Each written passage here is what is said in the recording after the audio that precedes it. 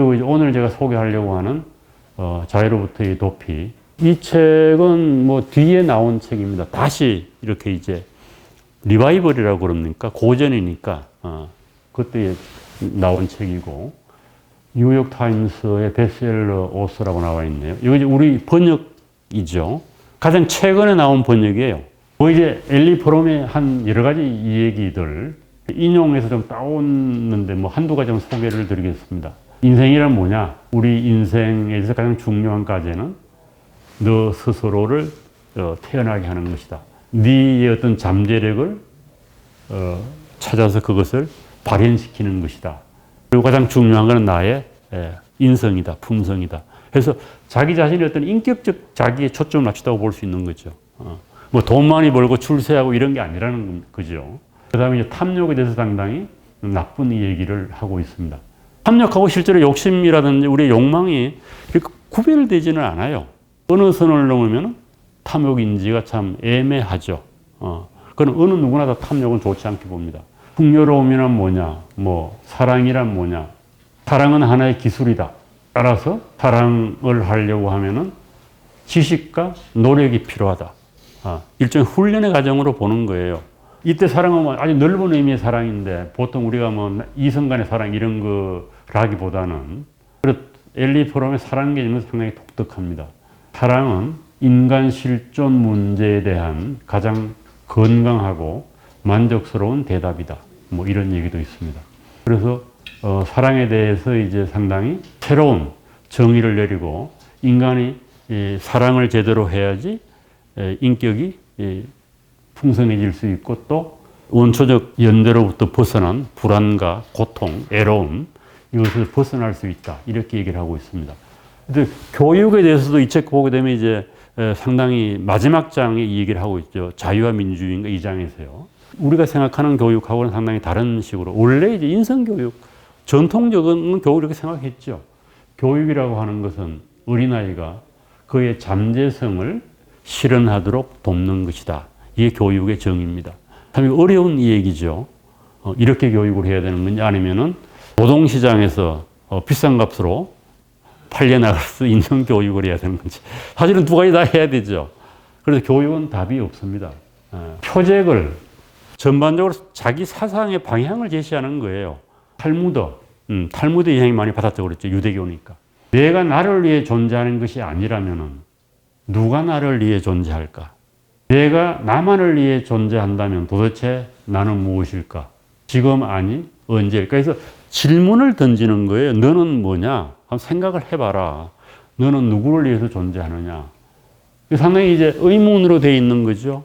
완전히 이타적인 것도 아니고 이기적인 것도 안 되고 또 나의 삶이 중요한 시점이 어디냐 그러면 지금 여기 아니냐. 뭐 이런 얘기를 하고 있는 대단히 종교적인 얘기고 생각을 하라는 것이 답은 없어요. 표적을 이제 이것도 인간의 존엄성에 대해서 나오는 얘기인데요. 우리는 너희를 천상의 것도 지상의 것도 아닌 죽을 운명의 것도 불사의 것도 아닌 존재로 창조했다. 인간이 중간자라는 얘기죠. 인간은 천사도 아니고 악마도 아니다. 뭐 동물도 아니고 하나님도 아니다. 뭐 그래서 이제 극대극의 비유를 하는 거죠. 그것은 너희가 자신의 의지와 명예에 따라 자유롭게 자신을 창조하고 형성하도록 하기 위함이다. 기독교로 얘기하면 인간에게 자유를 준 거죠. 우리는 너희에게만 자신의 자유의지에 따라 성장하고 발전할 수 있는 기회를 주었다. 인간에게만 주었다는 겁니다. 너희들은 인간은 자신 속에서 보편적인 생명의 싹을 지니고 있다. 대단히 자문적이고 교훈적이고 종교적입니다. 토마스 제퍼슨 미국의 3대 대통령인가? 미국의 독립선언서를 기초한 사상가라고 봐야 되나요? 이 세상에 변하지 않는 것은 오직 인간의 타고난 양도할 수 없는 권리뿐이다. 이거는 이제 로크의 사상이죠. 그래서 이거는 일종의 이제 정치적으로 미국의 민주주의 이념을 얘기하는 겁니다. 인간의 기본적인 권리가 있다. 자유에 대한 권리가 있다. 그래서 토마스 제퍼슨을 인용하고 있습니다. 그래서 이 책의 이제 주제에 대해서 간단히 정리를 하고 있는 게 서문에서 중세 사이의 붕괴로 생겨난 인간의 불안이라는 현상을 분석하는. 그러니까 이 책은 12, 3세기부터 이 얘기를 해요. 중세가 이제 무너지기 시작하는 단계. 그러니까 서양을 분석한 거죠. 현실에서 힘을 잃어가는 우리나라에는 비교적 이 인간의 불안이라고 하는 게 주제가 된 거는 제 생각으로는 1960년대 이후입니다. 6.25 전쟁이 일어나고 이렇게 됐지. 그전에는 그냥 뭐 같이 뭉뚱그려다 이렇게 뭉쳐서 살았잖아요. 시골서. 그러나 이제 근원적으로 이제 원초적 유대에서 아직 벗어나지 못했다. 근대인이 되지 못했다. 이렇게 또 볼 수도 있는 거죠. 중세 사회의 붕괴, 봉건 사회의 붕괴예요. 이렇게 깊은 유대 관계가 있던 그 유대가 깨어지는 거죠. 이건 뭐 쉽게 얘기하면 이런 거예요. 시골에서 여러 마을에 한 마을에 되게 시골 뭐 큰 마을은 150명 정도 모여 살고 그 속에서 안정감을 누리고 사는 거예요. 삶의 터전이. 그런데 공업화가 되면서 이 사람들이 다 나오는 겁니다. 그게 이제 일종의 우리를 보면 근대화 때 이 얘기입니다. 그래서 우리가 60년대에 농촌 인구가 70% 정도가 됐는데 지금은 전체 인구의 4, 5%도 안 됩니다. 그래서 다 나온 거예요. 그럼 뭐 외롭죠. 아는 사람이 있나. 그러나 그런 원초적 유대는 다 깨어진 거죠. 그래서 인간이 결국은 이걸 즐기지 못한다는 거예요. 인간이 자유를 두려워한다. 이걸 이제 자유로부터의 도피. 인간을 얽어매고 있는 구속으로부터는 빠져나왔는데 혼자가 된 거예요. 이게 자유예요. 몸으로부터 벗어난 거니까. 그런데 거기에서 이제 적극적 자유로 나가지 못하는 겁니다. 그 중간 정도의 단계가 바로 자유로부터 도피하는 불안하고 외롭고 쓸쓸하고 이 단계예요. 그래서 불안에 사로잡혀 기꺼이 자동인간이 된다. 이 자동인간이라고 해서 뭐 딴 의미가 아니고 혼자 있으니까 불안하니까 전부 그냥 이렇게 뒤섞여가지고 남을 따라한다는 거예요. 남의 의견을 자기 의견처럼 받아들이고 뭐 그러잖아요, 사람들이. 남이 좋아하는 거 같이 좋아하고. 거기서는 이제 하나의 어떤 동질감은 획득하게 됩니다만은 일종의 뭐죠? 개성은 사라지는 거예요. 이게 유행이라고 하는 것도 그렇잖아요. 애들 뭐 고등학교 애들 막 무슨 잠바 입으면 똑같이 막 따라 입고 막 신발 나이키 신으면 똑같은 거 막 신고 유행이라는 그런 거 아니겠어요. 그래서 남을 따라 하면은 상대적으로 덜 불안하다는 거예요. 어린아이들이 다 자기 스스로는 개성 있는 것처럼 하지만 가만히 보면 다 똑같아요. 머리가 길었다가 짧았다가 옷이 올라갔다 내려갔다가 이게 다 유행이라는 거예요. 그래서 인간은 심리적으로 유행을 따라가는 게 안전하다 이런 생각을 갖는 거죠. 어쩔 수 없는 거예요. 이걸 엘리 프롬식으로 설명하면은 불안해서 그렇게 한다는 겁니다. 이걸 이제 자동인간이다 이렇게 표현을 했습니다. 자동이라고 하는 거는 자기가 없다. 뭐 그런 의미도 같습니다. 그래서 근대인은 아직도 불안하다. 이게 1940년대 얘기입니다. 그로부터 지금 80년이 지난 현대에도 여전히 이 말은 적용이 되고 오히려 더 불안해졌다고 볼 수 있습니다. 불안한 인간은 여러 종류의 독재자에게 자신의 자유를 넘겨주거나 스스로 기계의 작은 톱니가 되어서 호의호식한다. 이 호의호식한다는 말은 이제 서구 자본주의 사회는 대체로 잘 살게 되었다는 의미죠. 일종의 동물적인 만족을 누리면서 산다. 이걸 이제 호의호식이라고 표현을 했습니다. 그래서 자유로운 인간이 아니라 자동 인형 같은 인간이 되고 싶은 유혹에 사로잡힌다. 유혹에서 못 벗어나면 결국은 독재자가 나와서 설치면 그게 동조하게 된다. 이런 얘기입니다. 이제 이 책이 나오고 나서 25년이 지난 뒤에 65년에 이제 조그만 짧은 한 3페이지 정도의 이제 서문이 새로 들어갔어요. 65년 판. 이제 2차 세계대전이 끝나고 히틀러가 다 자살하고 나치즘, 파시즘이 다 무너지고 이런 이후죠. 65년이면은. 그러나 이 시대가 뭔가 하면은 이제 냉전 시대여가지고 미국하고 소련이 군사 경쟁을 하는 시기예요. 냉전이 출발하는 시기고 65년이면 아마 그 직전에 쿠바 사태가 일어났을 거예요. 63년인가요? 케네디 대통령 때. 그러니까 그것도 아무래도 반영하고 있는 거겠죠. 핵무기 막 나오고 인류 생존에 대한 위협이 증가하고 있고 대량 파괴 무기가 나오고 사이버 혁명과 과학기술의 발전은 그 당시 이제 뭐 이 통신 같은 게 많이 발전했겠죠. 이 사이버라고 하는 거는. 뭐 그다 컴퓨터가 막 확산될 때는 아니니까 구조적인 실험이 나오고 인구가 폭발되고 있다. 해서 그 시대에 이제 반영을 하고 있는 겁니다. 그래서 이런 것 때문에 이제 자유로부터의 도피하려는 경향이 강해지고 있다. 이런 얘기를 하고 있고 이 책에 주로 나오는 사람들이 자주 나오는 요한 하이징가, 부르크하르트, 마틴 루터, 칼뱅, 베버 토니, 히틀러, 프로이트. 마르크스는 조금 나오고 안 나와요. 그리고 자유와 불안의 문제, 자유에 대한 두려움, 자유로부터의 도피.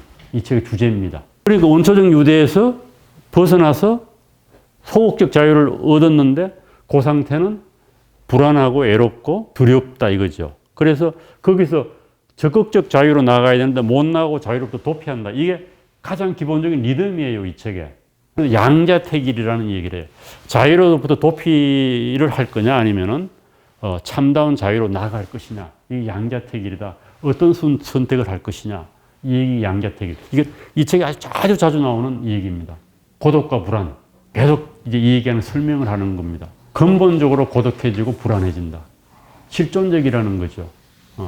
그리고 도피를 하면은 자아를 이축시키고 순응하게 되고 권위주의로 빠지는 것이다. 그리고 세 번째가 이제 적극적 자유로 나아가는 겁니다. 현실 도피에 맞설 수 있는 것은 윤리적 행동을 통한 자유이며 그것은 개인적인 자아의식이나 가치, 자존감 그리고 민주적인 가치의 책무를 깊이 있게 만든다. 그건 자기 자신을 찾아서 유지하라는 거예요. 그래서 자유라고 하는 것이 뭐냐? 이제 이런 쭉 설명을 하고 있습니다. 흔히 고전적 자유주의자들은 소극적 자유 상태를 자유 상태라고 얘기를 합니다.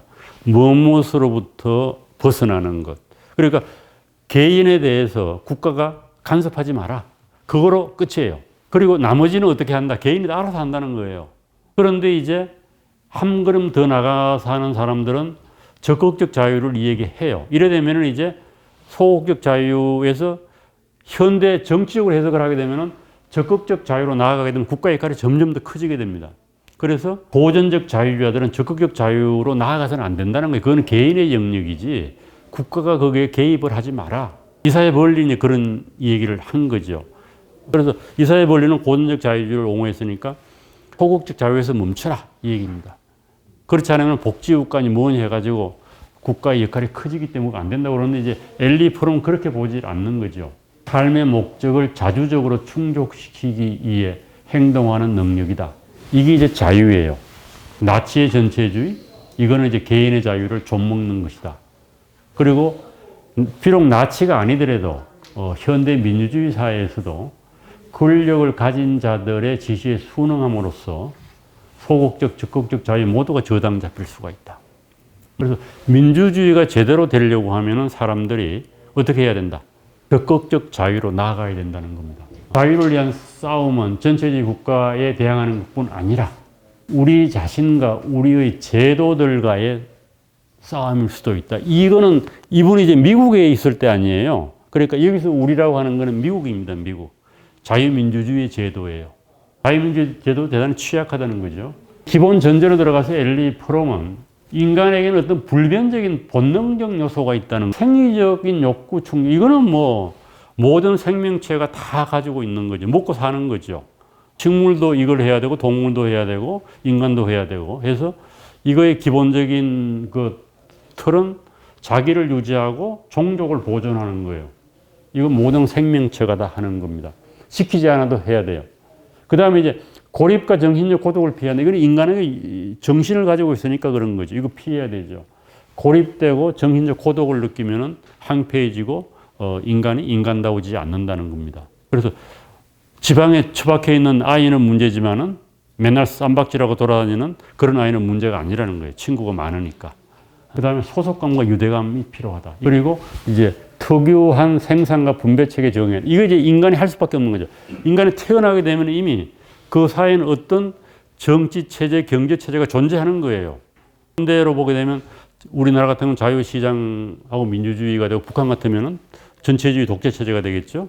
또 뭐 한 500년 전이면은 봉건 체제가 되겠죠. 그래서 어디든지 간에 거기에 적응하고 살아야 되는 거예요. 물론 그 체제에 나는 적응을 못 하겠다 하면 이제 혁명을 일으키거나 반동을 하거나 뭐 역적이 될 수도 있겠죠. 그런데 일단은 그 체계에 적응을 해야 되는 겁니다. 살아남으려면은. 그래서 이런 것들 사실 어려운 거죠. 왜 그런가 하면은 생산과 분배 체제는 지가 선택한 게 아니잖아요. 그래서 내가 선택할 수 없는 어떤 것이 존재하고 거기에 적응을 해야 되는 이런 관계가 됩니다. 그래서 이제 엘리 프롬은 프로이드의 영향을 많이 받았다고 그랬죠. 그리고 마르크스의 영향도 받았다고 그랬어요. 그래서 사회적 성격이라는 독특한 하나의 개념을 만들어냈습니다. 프로이드는 인간의 성격이라고 하는 것은 의식과 무의식이라고 나눠가지고 어떤 사회성이 없는 거로 본 거 아니겠어요? 뭐 이더, 리비더, 뭐 에고, 수페고 이런 개념들은 그냥 인간의 어디 있는 고유한 개념이지 그 역사적 개념은 아니에요. 모든 인간이 다 그런 걸 가지고 태어난다는 거 아니겠습니까? 뭐 성적 욕망이니 뭐 이게 무의식적으로. 그런데 이제 엘리 프롬은 이 사회의 성격이라고 하는 것은 어떤 인간의 타고난 품성 플러스 사회의 영향을 받는 겁니다. 이코노믹 베이시스라고 경제적 어떤 토대와 그 당시에 어떻게 보면 주류적인 이념 같은 거 영향을 받는 거예요. 뭐 실제로 그런 거죠. 우리의 성품이라고 하는 게 타고난 것 플러스 그 사회적인 어떤 요인들의 영향을 받는 거죠. 후천적으로. 그래서 이런 인간의 독특한 성격이 있는데 여기서 사회라는 말은 동일한 사회에서 사는 사람들은 동일한 성격을 가지고 있다는 거예요. 그러니까 이제 중세가 끝나고 근대 사회에 사는 사람들은 대부분 다 유사한 성격을 가지고 있는 게 그게 근대인의 사회적 성격이라고 하는 거죠. 불안하고 애롭고 고독하고 이게 사회적 성격이고 그걸 견디지 못하고 도망가려고 하는 건 또 사회적 성격이라는 거예요. 그래서 인간을 설명하기 위해서 엘리 프롬은 이 사회적 성격이라는 개념을 도입을 했고 자유로버의 도피의 부록에서 이 개념을 설명하고 있습니다. 마지막 부록에서 대단히 중요한 개념이에요. 이 당시만 하더라도 크게 이제 부각이 안 된 개념인데 그 뒤로 이 개념이 대단히 중요하게 나옵니다. 그리고 사회적 성격에 대한 설명, 인간의 어떤 타고난 그 내재적인 것하고 사회하고 이렇게 함께 만나서 만들어지는 인간의 성격, 그걸 사회적 성격이라고 한다. 대단히 이제 엘리 프롬적인 그런 개념입니다. 그리고 이 기본 입장은 자유로부터의 도피가 나치즘의 심리를 분석했다고 하지만은 그 나치즘의 심리만을 분석한 건 아니에요. 우리 책에 보면 한 장에 불과하잖아요. 그래서 여러 가지 사례에 다 적용이 가능하다는 얘기입니다. 근대인의 탄생하면 세 가지 상태가 되는 거죠. 소극적 자유의 상태는 원초적 일체감에서 벗어나는 거고, 여기서 어디로 가요? 적극적 자유의 실현으로 가거나 어떻게 돼요? 자유로부터 도피하는 건 대부분 사람들은 뭘 했다는 거야? 도피한다는 거예요. 특히 이제 그것이 집단적으로 이루어진 도피가 뭔가 하면 나치즘이라는 겁니다. 독일에서. 그래서 적극자유실은 이렇게 정의하고 있어요. 적극자유실이 뭐냐? 자발적 살안과 생산적인 일을 통해 자신과 세계를 결합하는 것이다. 자발적이 중요한 거예요. 자신의 자유와 자아의 고유성과 존엄성을 유지하는 것이다. 새롭게 뿌리내리고 이전과 다른 방식으로 안전을 도모해야 한다. 개성을 실현하기에 경제적, 정책, 사회적 토대가 마련돼야 한다. 이게 대단히 중요한 거죠. 마지막 이 네 번째가. 제가 그 얘기를 했는지 모르겠네. 우리 애가 이 랜드스케이프 아키텍처 조경 설계예요. 조경을 설계하잖아요. 그러니까 그것도 일종의 예술 아니겠어요. 설계는 디자인이니까. 그래서 뭐 꿈이 많겠죠. 멋있게 뭘 조경을 해보겠다고. 그랬더니 사장이 하는 말이 네가 하고 싶은 건 네 돈으로 해라. 우리는 지금 고객의 그 주문에 따라서 하니까 네 예술성 이런 거 발휘하려고 하지 마라. 그냥 그 돈 내는 사람이 원하는 걸 만들어주는 게 우리의 임무다. 이렇게 얘기를 하더라고요. 야, 그거 대단히 훌륭한 사장이다는 얘기를 이렇게 했는데 우린 자꾸 남의 돈으로 자기 실현하려고 그래요. 이게 문제가 있는 거예요. 자기 실현은 지 돈으로 해야 돼요. 그래서 직장을 통해서 나를 실현하는데 이거는 다 헛소리예요, 헛소리. 직장은 고객의 꿈을 실현해주는 것이 나의 꿈을 실현하는 데가 아니에요. 이거 젊은 사람들 이러면 이제 이런 얘기하면은 뭐라고 그래요? 꼰대 같은 소리라고 그러는데 이건 대단히 중요한 소리입니다. 그래서 자유로운 도피의 메커니즘이 세 가지가 있다. 이게 이제 몇 장이죠. 나오죠. 이게 대단히 중요한 장이에요. 이게 이제 주조예요. 이게 엘리 프롬에 어떻게 보면 대단히 참신한 거라도 볼 수 있는데 첫 번째가 권위주의다. 이 권위주의는 여기서 가학성, 피학성이라고 번역을 했는데 이건 그냥 우리는 그냥 좀 영어로 그대로 쓰는 게 좋은 것 같아요. 세디스틱, 메조키스트 이렇게 하는 말 많이 들어봤잖아요. 세디즘이다, 메조키즘이다. 이거 들어. 사디즘은 남을 괴롭히는 거고 메조키즘은 괴롭힘을 당하는 거 아니에요. 그거로부터 뭘 해요? 어떤 만족감은 이게 원래는 성적 개념이에요. 그래서 그게 이제 첫 번째 권위주의입니다. 세조 메조키즘적인 사람들은 권위주의적이다 이 얘기가 되는 겁니다. 가학성, 피학성이라고 번역을 한 거예요. 그래서 그걸 권위주의고 두 번째는 파괴성, 없애버리는 거예요. 그 다음에 자동 인형적 수능, 이거는 아까 얘기하는 따라하는 거예요. 남을 따라하는 거다. 그래서 이 권위주의자들하고 파괴성정은 연동되어 있어요. 여러분들 그 옛날에는 생각하면 네로 황제 있잖아요. 로마를 불태웠나요? 어디를 불태웠어요? 어디를 불질러 놓고 와 좋다고 이게 파괴성이에요. 그리고 히틀러도 뭐라고 그랬어요? 파리를 다 파괴하라고 그랬잖아요. 2차 세계대전 때. 그런데 그 부하가 안 했어요. 그러니까 파리가 고스란히 남은 거예요. 2차 세계대전을 견딘 거죠. 그래서 이 파괴성은 권위주의의 기본적인 속성이에요. 지금 문화재 막 파괴하는 놈들이 지금 뭐가 있어요? 중동에 이슬람의 그 원리주의자들. 그거 다 그냥 없애버리잖아요. 그게 파괴성이에요. 그러면 자동인형의 수능은 현대 자본주의 사회에서 일어나는 겁니다. 이게 다 똑같이 도피 메커니즘이라는 거예요. 그러니까 도피라고 하는 건 어느 시대나 어느 사회에나 일어날 수 있는데 그 메커니즘이 좀 다를 뿐이다. 이런 얘기입니다. 2차 세계대전 때는 이제 나치에서 사람들이 불안하고 초조하고 애롭고 쓸쓸하니까 히틀러한테 간 거고 현대 사회는 또 어디로 간다? 자동 인형이 된다. 이건 이제 자본주의를 나쁘게 보는 거예요. 그냥 자본주의 광고에 놀아나가지고 장사꾼들의 선전에 그냥 현혹돼가지고 똑같이 된다. 그러면서 자기를 잃는다는 거예요. 뭐 그런 측면도 있죠. 우리 이렇게 앉아가지고 텔레비전에 앉아가지고 그 마케팅하는 거 보면은 저거 내 병인데 저거 내 병 이런 생각이 들잖아요. 주체가 사라지고 이 광고에 대한 일종의 부정적인 자본주의. 자본가들은 돈만 벌면 된다는 거예요. 그래서 좀 제발 정신 차리고 살아라. 엘리 포럼은 그런 얘기를 하고 싶은 거예요. 지나치게 소비를 하려고 엄청나게 노력을 해야 되지 않냐. 그래서 엘리 포럼은 오전에는 그야말로 돈 안 버는 일을 자기가 하고 싶은 거라고 오후에는 돈 버는 일을 했다고 그래요. 하루를 갈라가지고. 뭐 그럴 수 있잖아요. 너무 많이 벌려고 하지 말고 그냥 조금 벌어가지고 너 자신을 발현하는 삶을 살아라. 뭐 이런 얘기를 하고 싶은 거 아닌가 싶어요. 리어링의 부부 얘기도 다 그런 거거든요.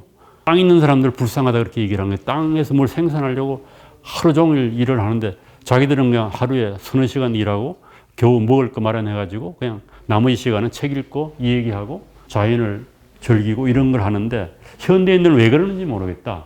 뭐 그런 얘기를 지금 하는 겁니다. 그래서 이 자유로의 도피 현상은 뭐 여러 가지에 다 나타나는 겁니다. 어머니와 아이의 관계, 태아라고 하는 원초적 유대 관계가 있는 거 아니에요? 엄마 몸 속에. 그러다 바깥 세상에서 나오게 되면 이제 이게 갈라지는 거죠. 그러면서 점점 더 이제 엄마로부터 독립해 나가는 과정. 그래서 독립이 제대로 안 되면은 그야말로 마마보이가 되거나 마마걸이 되는 거죠. 이 자유로 도피하는 겁니다. 그리고 또 부모도 계속 또 상호 의존하잖아요. 그러니까 권위주의적 성격은 상호 의존성이 들어가는 거예요. 그래서 그런 설명도 하고 종교개혁도 똑같은 거예요. 루터하고 칼뱅이 근대 자본주의 발전을 했다고 얘기를 하고 또 정신적으로 대단히 뭐 중세로부터 벗어난 것처럼 해석을 하지만은 엘리 프롬은 그것도 똑같은 형태라는 겁니다. 엘리 프롬이 보니까 마틴 루터하고 칼뱅은 교회를 믿다가 이제 하느님을 믿으라고 그러는 거야. 교회의 권위가 없어서 캐톨릭 교회의 권위를 안 해. 그래, 그것도 예전에 뭔가 하면 권위주의적 관계라는 겁니다. 그래서 그 당시에 루터가 종교개혁에 성공을 하고 칼뱅이 종교개혁에 성공을 하는 이유는 그렇게 불안한 사람들을 끌어모았다는 겁니다. 주로 귀족층이 아니고 농부들 이런 사람들이죠. 루터를 지지한 사람들이. 뭐 그런 식으로 해서 종교개혁도 똑같이 설명될 수가 있다. 자유로의 도피라고 하는 그 자본주의도 똑같다는 거고 파시즘도 그렇고 민주도 그렇다는 겁니다. 그러니까 여기에서 각종 형태의 자유로부터의 도피 현상이 나타나고 있다는 거예요. 그렇지만 이제 이 책의 핵심적인 건 우리가 나치즘이라고 이 얘기를 하고 있잖아요. 그래서 유명해진 거예요.